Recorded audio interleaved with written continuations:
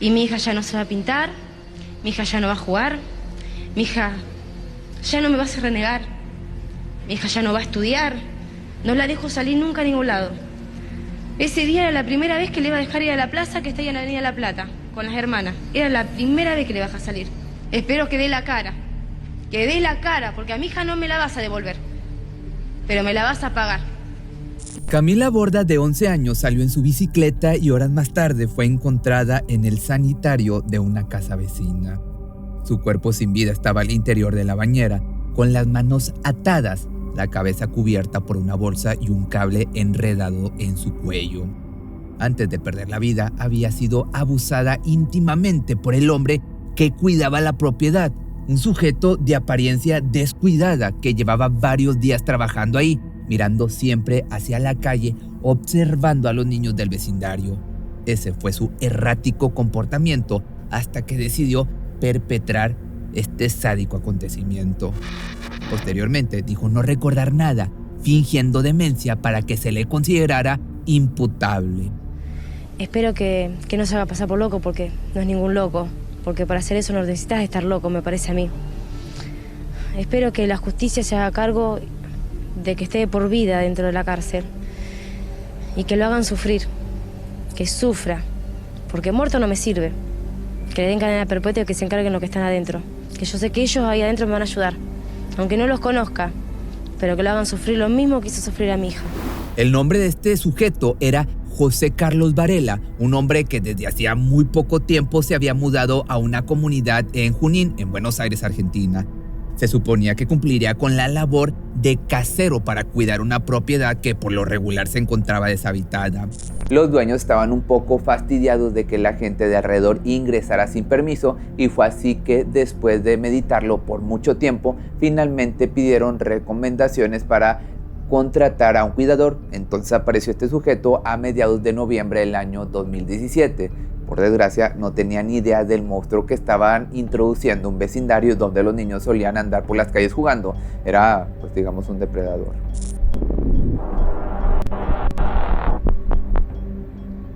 Nacido en el año del 78, Carlos había llegado al mundo para formar parte de una familia un tanto disfuncional.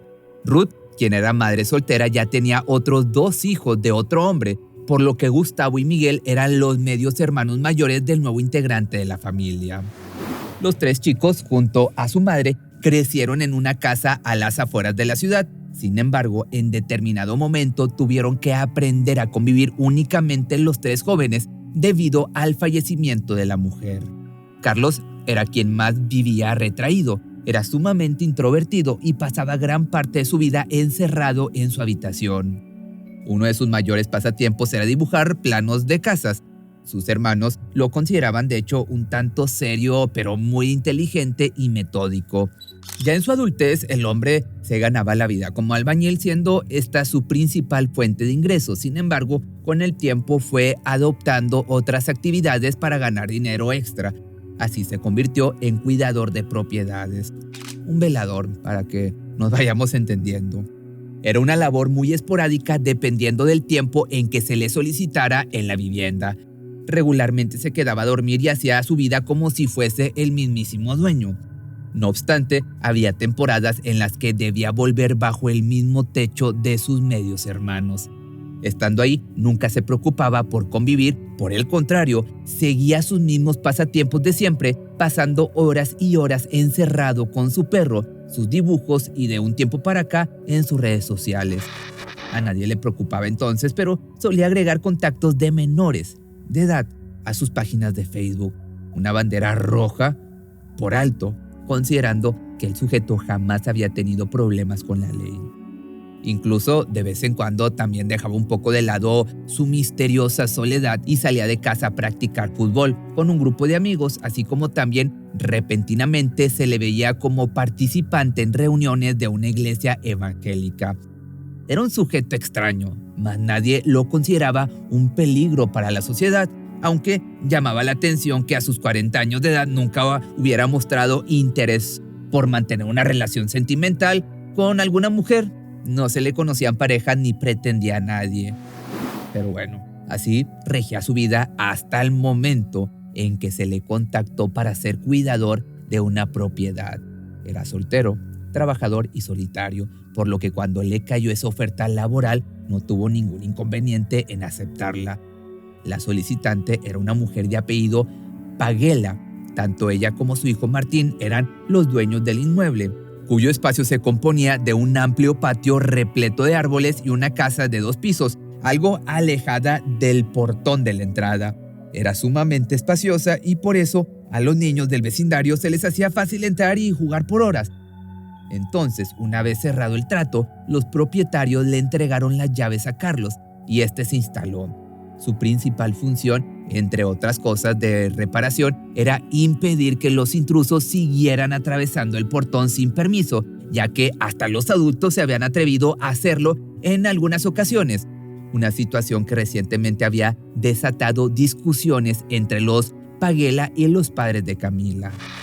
Pronto, la presencia del nuevo empleado de la quinta llamó la atención de los habitantes, quienes no pudieron pasar por alto su peculiar apariencia desaliñada.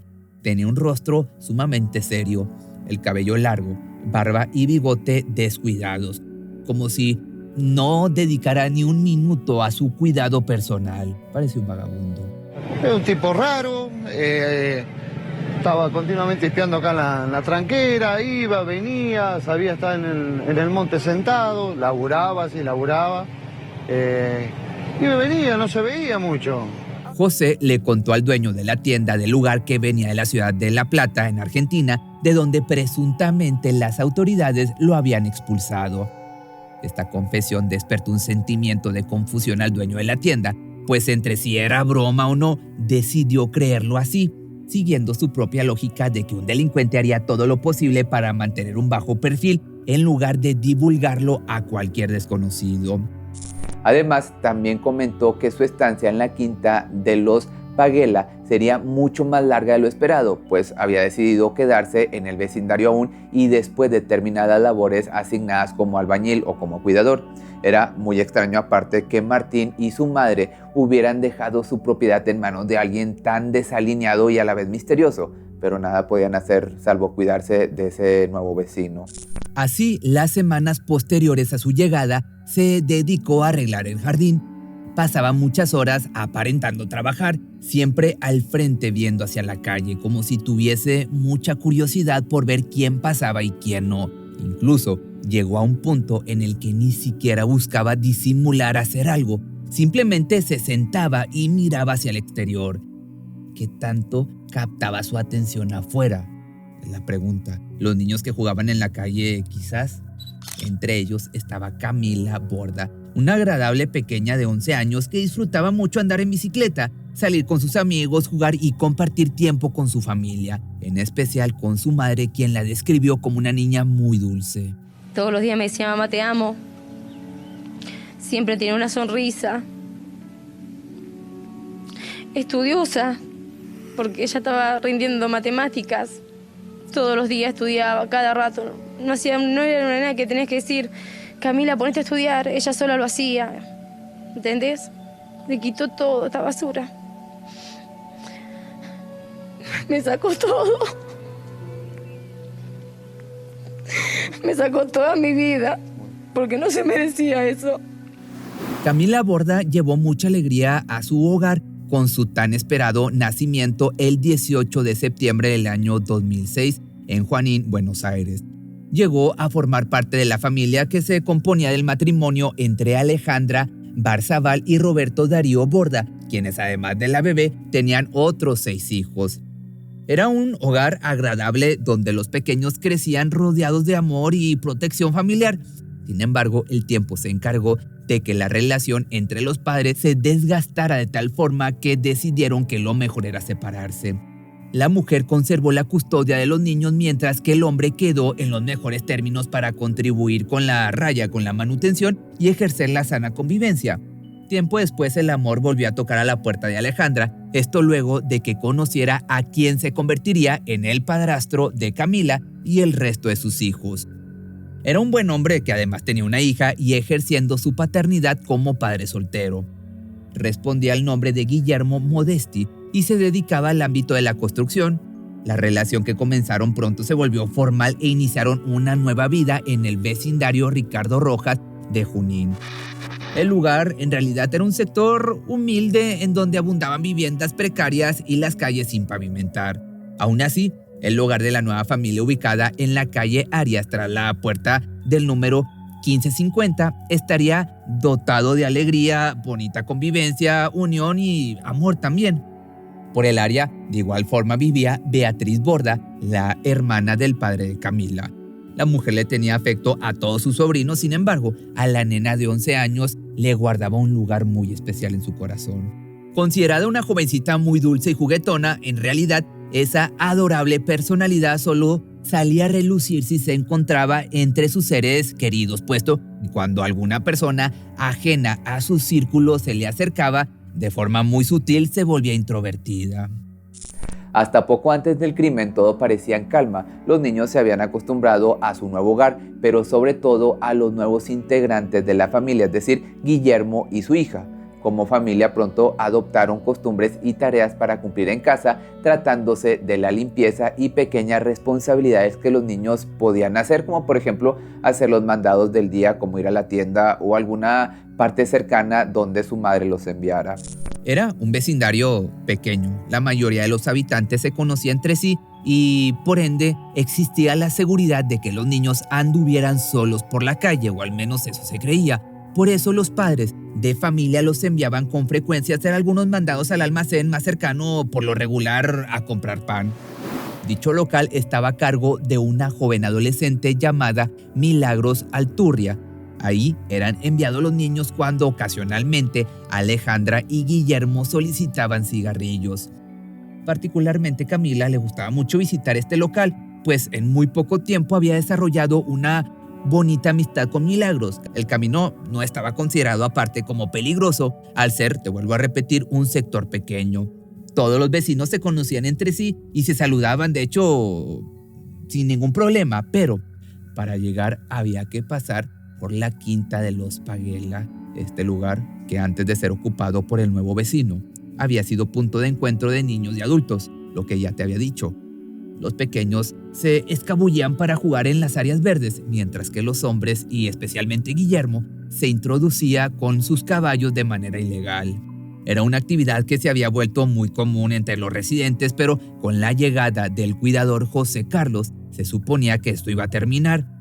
Así que para mediados de noviembre del año 2017, se comenzó a ver al trabajador merodeando por el patio delantero de la quinta. Lo que en un principio había sido cuestiones de trabajo, ahora parecía que lo hacía por mero gusto. Solía sentarse mirando hacia la calle, tratando de esconderse entre los arbustos para no levantar sospechas. Los niños que pasaban por ahí ya eran muy bien identificados por él. A veces, de hecho, el hombre se tomaba la libertad de saludarlos amablemente, o eso quería aparentar, claro. Porque aparte se convirtió en una especie de espía, observando los movimientos y las costumbres de sus vecinos. ¿Quiénes son? ¿Quién tiene hijos? ¿Qué niños viven cerca? ¿Quiénes pasan más seguido por ahí?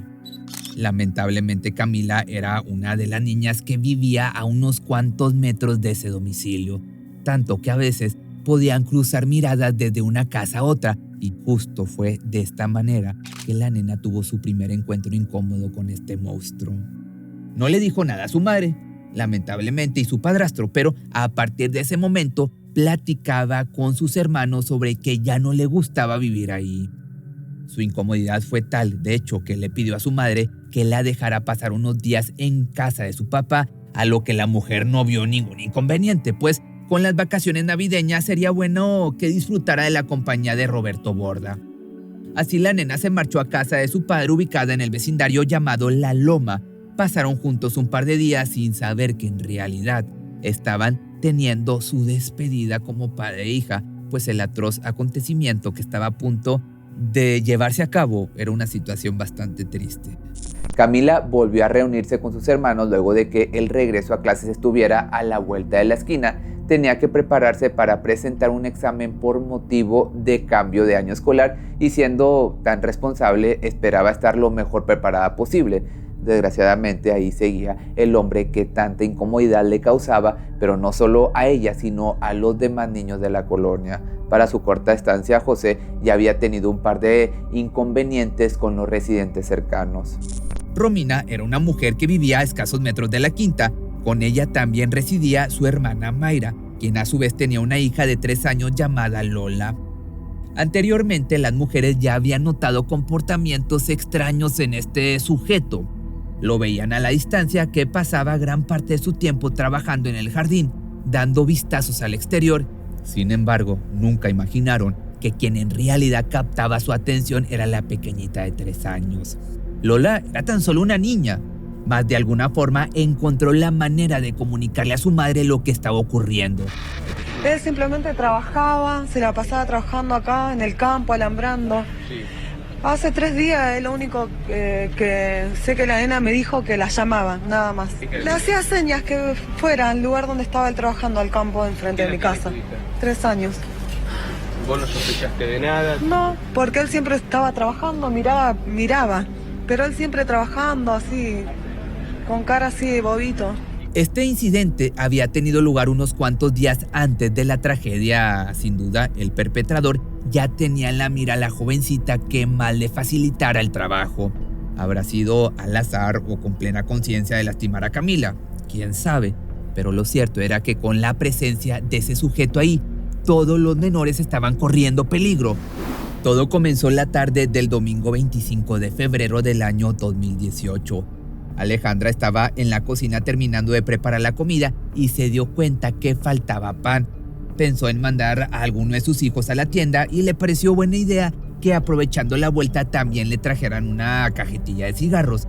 «Yo voy, mamá», fue lo que le dijo la jovencita, muy entusiasmada, añadiendo que lo mejor era ir en bicicleta para pasar primero por el pan y luego por los cigarrillos en el menor tiempo posible, considerando que la comida estaba casi lista.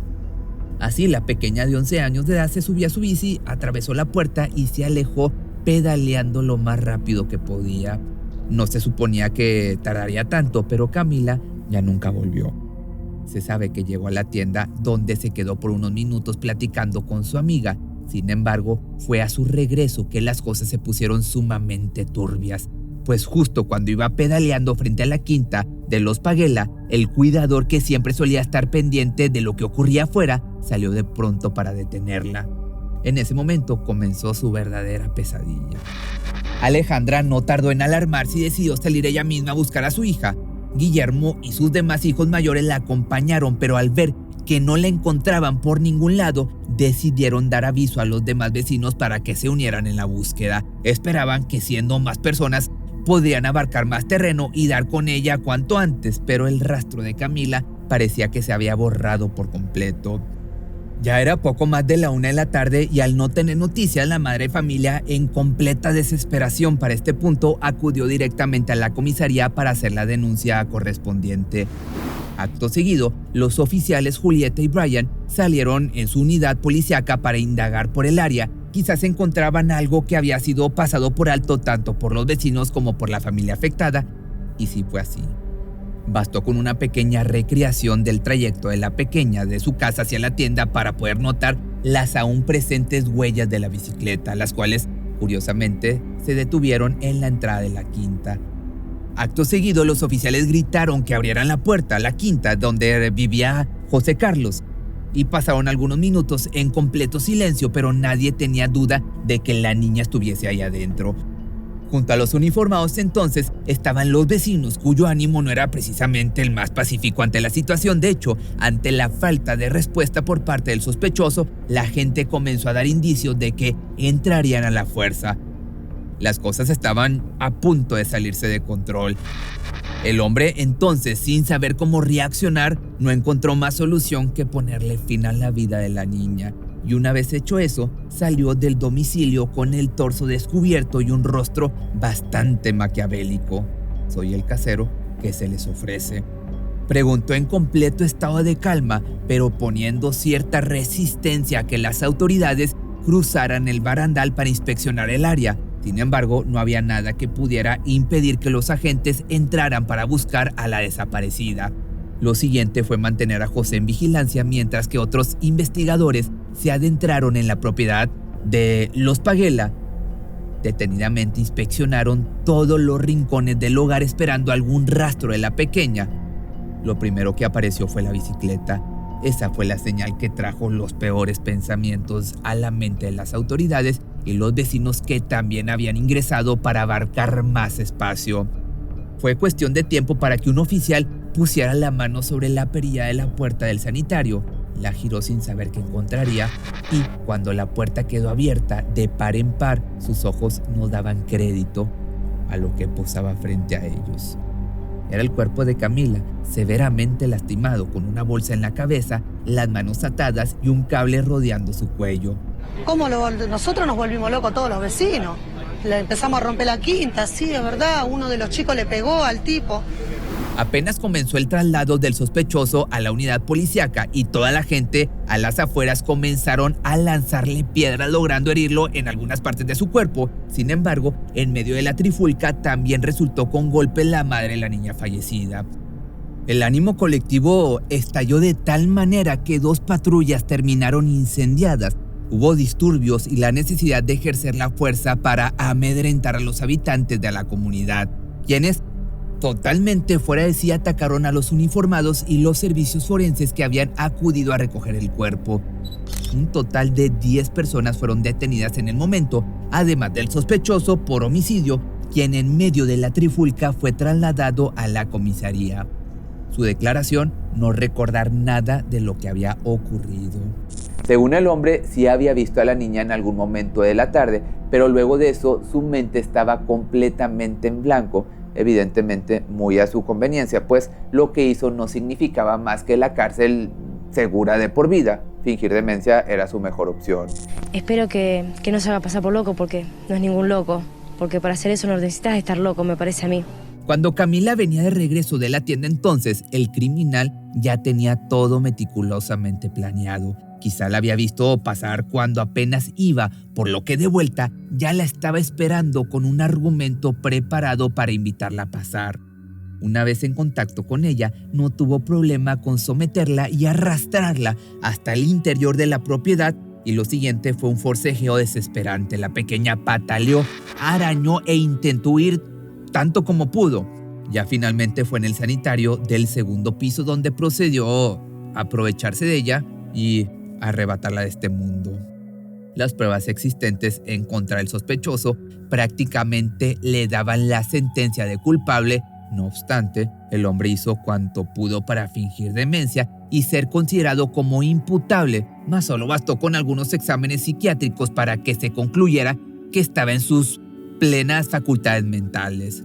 Además, el apoyo de los vecinos para con la familia generó en las autoridades una especie de presión para no dejar pasar el delito por alto, ni mucho menos ser relajados con el castigo. Toda la gente de la colonia se unió para marchar y exigir justicia. Mientras tanto, los investigadores continuaron indagando en el pasado del imputado. ¿Quién era ese sujeto tan aberrante? Pues lo que descubrieron los dejó boquiabiertos. José Carlos Varela no solamente era introvertido y callado, sino que tras su rostro de pocos amigos se escondía una verdad absolutamente perversa. Era un amante de los pequeñitos. Esto se puede constatar luego de que le fuera confiscado su teléfono celular. Ahí guardaba sus más oscuros deseos y más siniestras fantasías. Tenía 3 perfiles de Facebook, los cuales utilizaba para guardar contenido de menores y agregar una gran cantidad de cuentas de pequeñas para poder tener acceso a sus perfiles. Y es así como tan repugnante comportamiento solo abrió paso a la teoría de que su crimen no había sido un hecho aislado o un episodio de algún desbalance mental que fuera olvidado posteriormente, sino que sencillamente era un tipo con la maldad a niveles tan elevados que posiblemente en su pasado escondía a algunas otras víctimas. Mientras cumplía prisión entonces preventiva, se le acusó formalmente de quitarle la vida, doblemente agravado por ensañamiento, alevosía y motivo criminal relacionado con abuso íntimo. Persiguiendo la sentencia de cadena perpetua, hubo psiquiatras involucrados en el caso que se encargaron de poner punto final a su teatro de demencia.